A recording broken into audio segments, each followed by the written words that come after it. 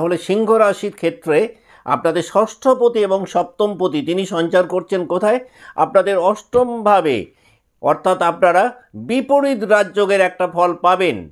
হতে পারে প্রথম দিকটাতে একটুখানি স্ট্রাগল আপনাদের বাড়তে পারে, যে কোনো পরিস্থিতিতেই দেখবেন প্রাথমিক পর্যায়টা আপনাদের কাছে একটুখানি পেনফুল মনে হতে পারে, কিন্তু কিছুদিন পর দেখবেন আপনারা কিন্তু সেই পরিস্থিতি থেকে নিজেদেরকে বের করতে সক্ষম হবেন এবং বেরোনোর পর কিন্তু নিজেদেরকে একটা প্রমোটেড জায়গাতে নিয়ে যেতে সক্ষম হবেন যাদের জন্মরাশি সিংহ। দেখুন, প্রথম কথা হচ্ছে অষ্টমভাবে শনিদেব প্রবেশ করলে বেশ কিছু মোড় ঘোরানোর মতন পরিস্থিতি সিংহ রাশির জীবনে কিন্তু ঘটার একটা মস্ত বড় সম্ভাবনা রয়েছে। দেখুন, মীন রাশিতে শনি প্রবেশ করলে যেহেতু সিংহ রাশির সাপেক্ষে তিনি অষ্টমভাবে প্রবেশ করছেন, তাই আমরা এটাকে বলছি শনির ঢাইয়া, কোথাও কোথাও এটাকে আমরা অষ্টমা শনি বলেও জানি। এই সময়টাতে সিংহ রাশির যে সমস্ত জাতক জাতিকা স্বাধীন পেশায় রয়েছেন, যারা ব্যবসাতে রয়েছেন, দেখবেন অতীতের কোনো পরিকল্পনা এই সময়টায় কার্যকরী হবে না, অথচ এই সময়টাতে আপনারা একাধিক শুভ পরিবর্তন পাবেন।